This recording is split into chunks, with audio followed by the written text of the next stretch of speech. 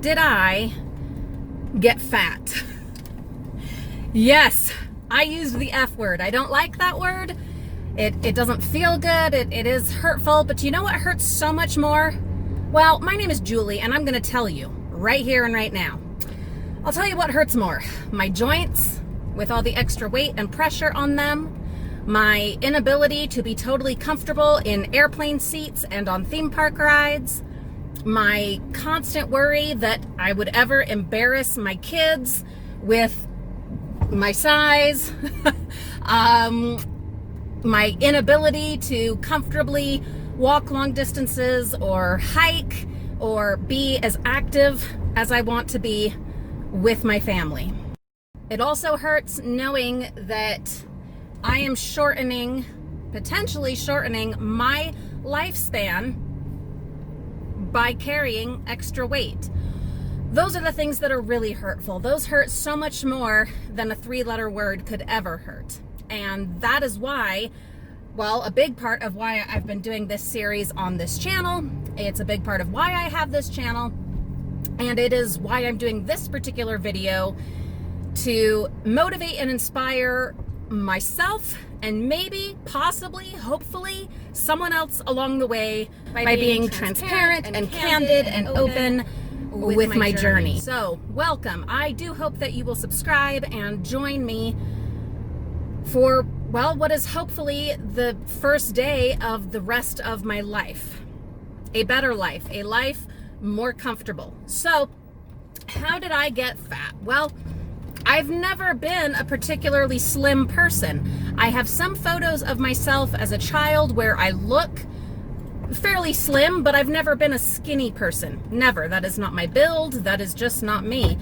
I have struggled with my weight my entire life. I have had the beginnings of an eating disorder developed at a very young age. I do remember my very first thought about my size is actually one of my very first memories of my life, and that was at about age 4, somewhere thereabouts, comparing myself to my cousins as we were all in swimsuits. It developed throughout the years, becoming a full-blown eating disorder, specifically bulimia, by the time I was age 16. And it is something that I have struggled with ever since. I have been hospitalized. I have been in inpatient treatment. I've been in outpatient treatment. And it is something to this day at the age of 39 that I still struggle with. Sorry that I'm like sweating like a pig. It is incredibly hot today and here in the state of Utah and here in my van. And if I have the air conditioning on too high, you're not gonna hear me. So enjoy the glisten, appreciate the glow. After high school, I did start getting much healthier and was even doing it without the eating disorder for at least a year, maybe 2. I slimmed down significantly. I did go to be a nanny on the other side of the country at age 19, and being separated from my family for the first time and being culture shocked and in a new place and having 4 kids to take care of and just all of it together, I sank right back into my eating disorder. I was running 13 miles a day. This is at the very worst point. Running 13 miles a day, binging and purging probably 3 times a day. Also doing at least 3 to 4 cardio workout videos a day and seeing a personal trainer after work. That was at the height of my disorder, the very worst that it's probably ever been. This did cause several long-term effects.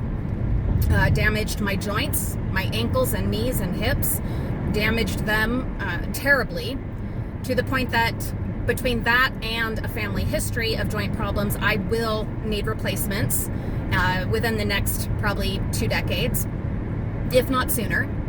It messed up my digestive system and my reproductive system. I have had 9 confirmed, but most likely 10 miscarriages throughout my reproductive years. I have since had a hysterectomy. I still have my ovaries, but that's it. I have been very fortunate to have 3 live births, 3 babies that I was able to carry to term and that are healthy and wonderful children that I love being a mother to. I was not particularly healthy with the first two, as far as what kind of shape and condition I was in physically and mentally when getting pregnant with them. And then throughout the pregnancies, I was not in a good place. In fact, with my first full pregnancy, I was hospitalized for the last half of it to ensure my child's safety. Am I ashamed of that? In some ways, yes, but it is what it is, and she is very healthy and strong now. And I'm grateful for that. And I'm grateful for the doctor that forced me into inpatient treatment. With my second child, my only son, I was already incredibly overweight when getting pregnant. I was not planning on being pregnant with him. Part of why I did have a hysterectomy is that I would get pregnant on almost any and every birth control. The pregnancies usually wouldn't take, they wouldn't carry, and I would end up with a miscarriage, but I did get pregnant on almost every kind of birth control. And my son was one of those times, and he did carry through.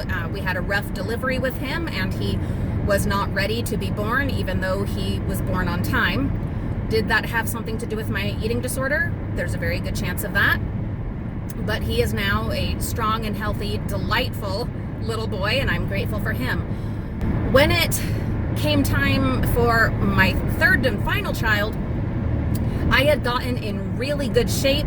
I had been doing really, really well. I was healthy. I had not been succumbing to eating disordered behaviors. I was on a really good track. I had a fabulous personal trainer and my best friend and also my sister working out with me almost every day at the gym, and we were doing really, really well. I was following the Atkins low carb keto program and doing a great job of it. And over the course of about 2 years, I got into amazing shape. I was able to fit back into my wedding dress, and it was a wonderful, healthy time. I did get pregnant then with my final child, my daughter, my youngest daughter, and we had a great pregnancy for the most part. I was in pretty much good condition. I did go into therapy to try to stay the course and to deal with the struggle of gaining weight that comes with pregnancy after I had worked so hard to lose weight and to get healthy. And my eating disorder did definitely kick back in, which is why I got into therapy. I did well for the most part and had a pretty good pregnancy, kept exercising throughout it in a mostly healthy way. I did go into premature labor at about week 30 with her, which we were able to stop. And then I was on mostly bed rest, which was very difficult psychologically. I stayed on that pretty much until she was born, and then her delivery was incredibly difficult. We nearly lost her and myself. And it was that because of the eating disorder? No, there were other factors. Maybe, the history of the eating disorder might have, contributed, but it was a very difficult birth, and it was a very difficult birth and very traumatizing, and a huge part of why I did soon after get the hysterectomy. But she lived and I lived, and I am grateful for that. And she is now a very strong and healthy child. She does have some lung issues. She has asthma, and she has a few other things that we'll continue to struggle with, but otherwise a very strong and healthy and happy, incredibly happy child. When she was born, I went right back into working out as soon as I was able. I did start a little too soon, and that was, a painful struggle, but then was forced to wait. And as soon as I was able to be without pain and start working out again, I did, and was doing really well and had gotten most of the pregnancy weight off again. And then when she was about 9 months old, she came down with RSV, which is a respiratory virus, prevalent in young children, especially in winter. And she got very, very sick, and we ended up in the hospital. And technically, she was dead. She had completely stopped breathing. And if not for extraordinary intervention and wonderful medical care and a nurse that was on top of things and paying attention and really knew what she was doing. If not for that, then we would have lost her. She did live. We were in the hospital in the intensive care unit for about a week, and that was a struggle. And my husband and I had been working out together during that time and doing really well. We were doing an at-home program along with how I was working out with my sister and my best friend. I was doing a little bit less working out with them and more with my husband, and it was a really great bonding time for us and a wonderful experience. But it got completely interrupted by the week that I spent at the hospital with my daughter, because of course I was going to be there with her every minute, and I was. And after that, I expected that I would get back to the working out, and we would deal with things, and she would be well, and we would just go from there. And that this was just another of those big life hurdles, but that we were getting through it, and she was recovering, which she was improving almost every day. And I had no idea what was coming. I had no idea those first several days in the hospital. I had no idea what we were getting into. Pause here. I've got to go into the post office and pick up the P.O. box stuff from our main channel, and I'll be right back. All right, so where were we? In the hospital with my baby. So we were in the hospital, and like I said, I did not anticipate what was coming. So as I was there in the hospital, my mom came to keep me company, and bless her heart, she's a wonderful woman, and I'm so grateful for her, but she picks the worst time to deliver bad or upsetting news. Maybe she thought that I was already in a rough place, and so, just get all of it over with at once, or I don't know. Or maybe she just needed someone to share with, and we were there, and it was the middle of the night. Whatever the case, it was then about halfway through my time in the ICU with my daughter that my mom let me know that my dad, rest in peace, had been diagnosed with terminal prostate cancer. So,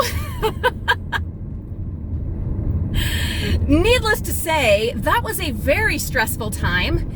My eating disorder, though it has absolutely had weight loss elements driving it, especially at several different times in my life, more than that, it is a coping mechanism. It's one of my stress tools, and it absolutely came into play at that time. I should also mention, before I forget, that before I was married to my husband, I had been married previous to that. After being a nanny and then coming back to Utah, I did get married.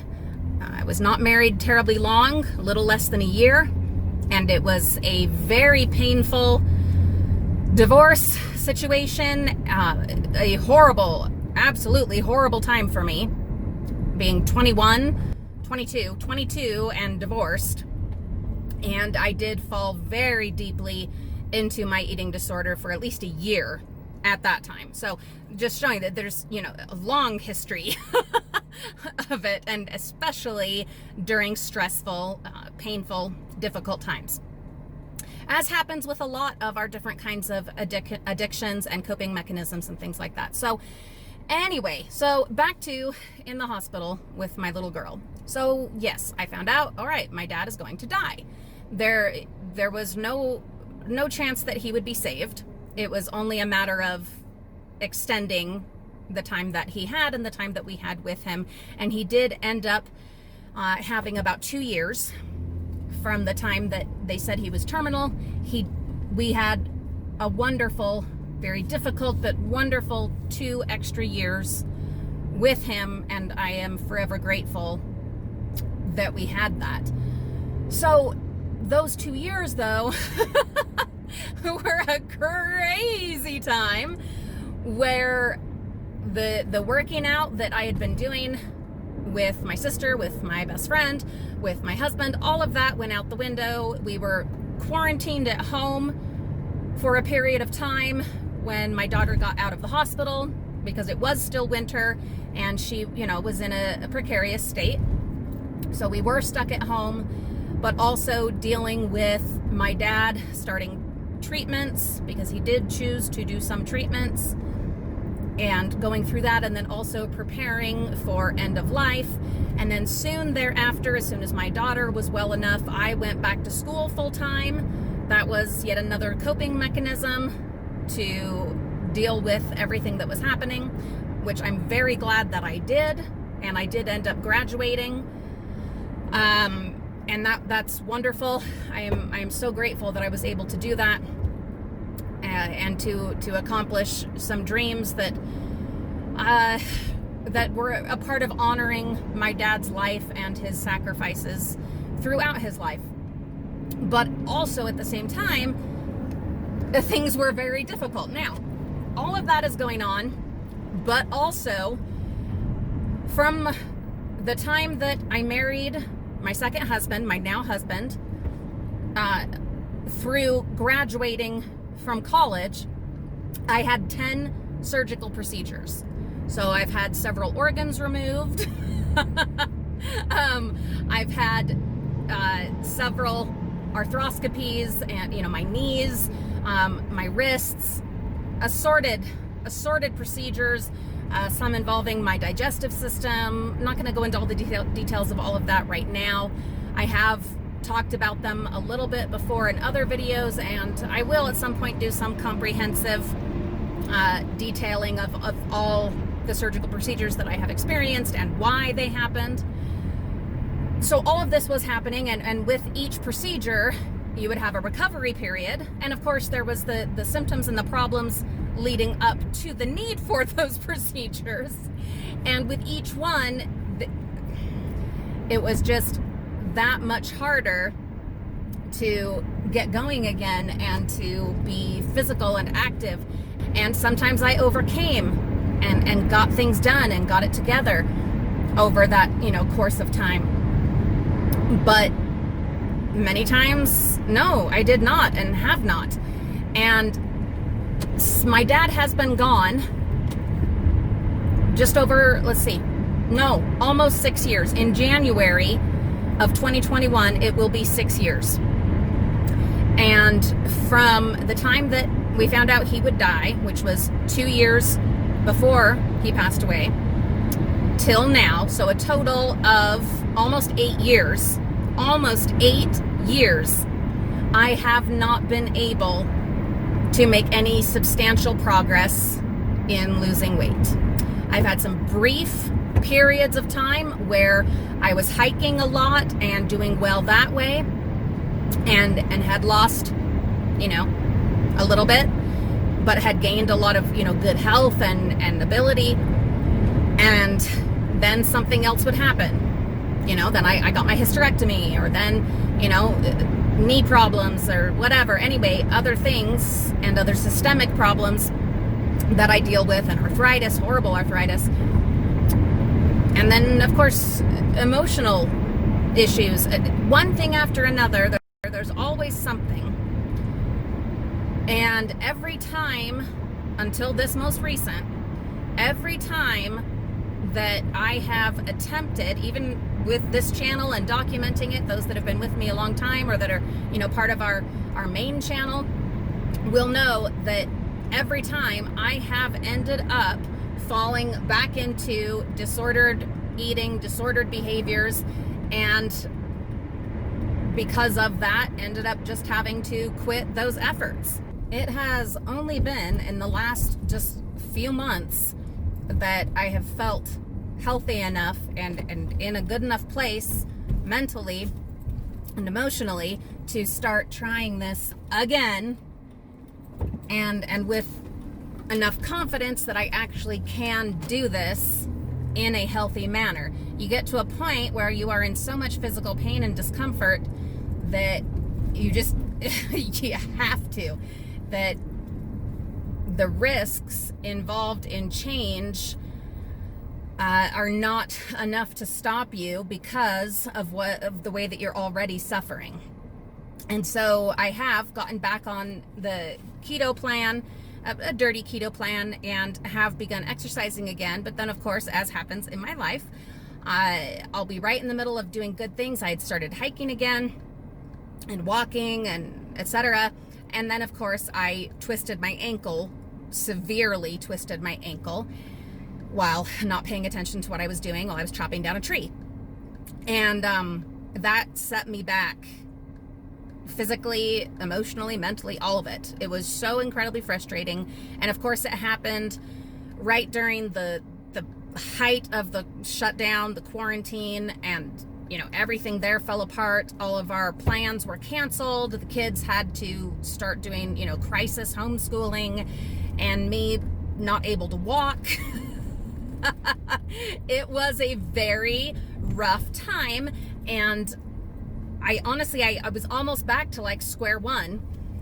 But finally, in the last few weeks, I have felt ready. My foot, my ankle, they are feeling so much improved. And whatever happens with, the pandemic and everything, all the frustrations and everything that come with that, and with raising kids in the midst of this, you know what? I do feel like I am finally in a place where I can handle all of it and be healthy and not resort to those destructive coping mechanisms and disordered behaviors. And so that is what I have been doing. And I have started walking, and I've gotten out and on some adventures. I went to downtown Disney in Anaheim 2 weekends ago and had a wonderful time. And in just 1.5 days, walked over 16 miles, which was a lot, but I left there feeling so rejuvenated and without pain, in my foot or my ankle. And that gave me the confidence to now say, you know what?